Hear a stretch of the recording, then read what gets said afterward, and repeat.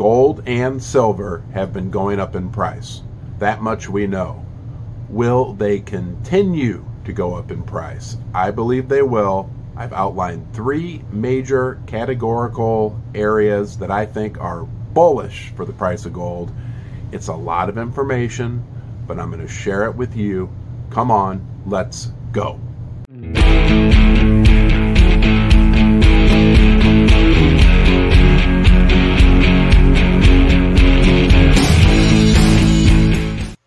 Thank you for joining me today in Ron's Basement. I appreciate you being here. There's only one you, the apple of your mommy's eye. And today, for you, I have what I consider to be 3 categorical areas that I believe are bullish, are strong, supportive factors for the price of gold.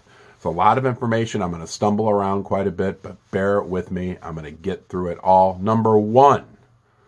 The Fed party, the U.S. economy party, is coming to a close.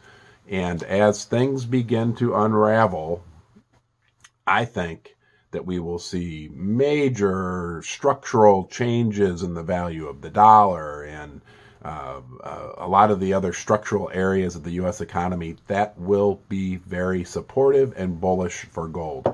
The way I look at it is, let's go back to Alan Greenspan. He kind of started this whole thing of kicking the can down the road. He kicked a can. Greenspan kicked a can.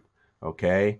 Next came Bernanke. Bernanke kicked a pail, like a wash pail you'd use in your kitchen. Next came Yellen, and Yellen kicked a 5-gallon bucket. Got a little harder for her to kick, but she could still kick it. You know, she's kind of short and stout, so she was able to kick that 5-gallon bucket.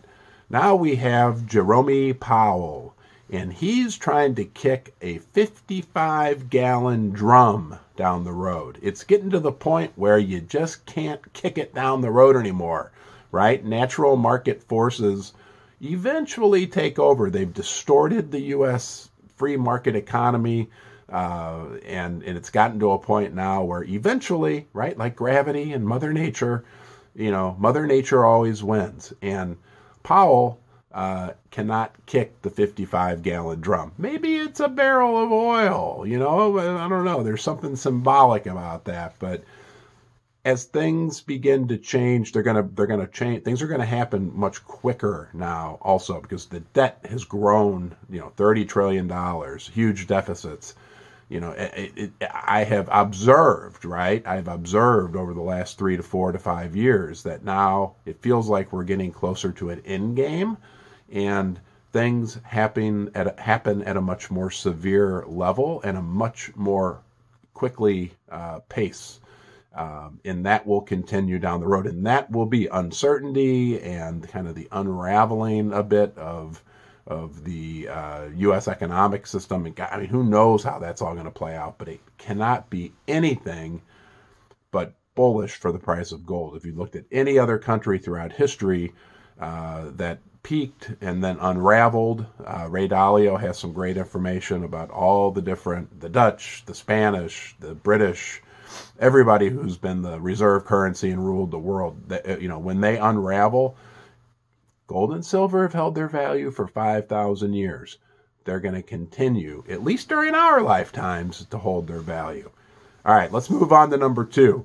And this one's a little shorter, but I think is key to recognizing and understanding that everything else has already exploded in value. Everything real that you would put your money into, including real estate, right? Are you going to buy residential real estate right now? It seems like it's really bubbled up over the last 2 to 3 years, and it's getting out of price range for anyone.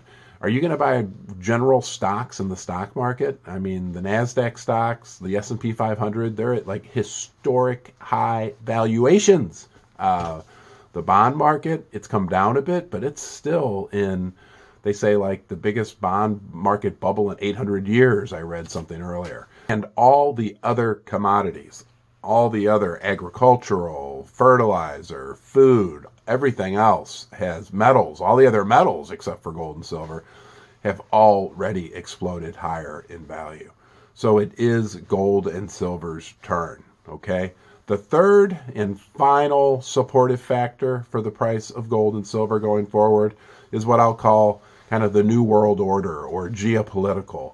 The world is changing, and especially most recently with the situation in Russia, China and Russia and India, and there's new alliances being formed. And those countries are all much, much more oriented towards precious metals and real assets. They buy a ton of them, and they believe in the long-term value of the metals. So that will continue to be supportive for the price of gold and silver.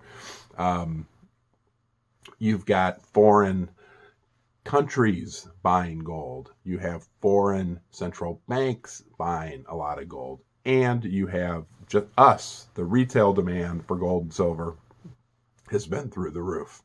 So there you have it, guys. 3 key areas that I believe going forward will be supportive for the price of gold. The Fed party, the United States party, is coming to a close. Okay, that's number 1. Things will begin to change just even internally, mathematically within the United States. Gold and silver are like the only commodity or area of investment that really hasn't exploded. So that will, it can't be anything but bullish for the price of gold and silver. And the world is changing, and changing quickly. And like I said earlier, I think the changes that we're going to see and the moves we're going to see are going to happen much more frequently and much more strongly. Hey, thanks for watching. If you enjoyed my video, you can subscribe right here. You're always welcome in Ron's Basement. Thanks, and I'll see you soon.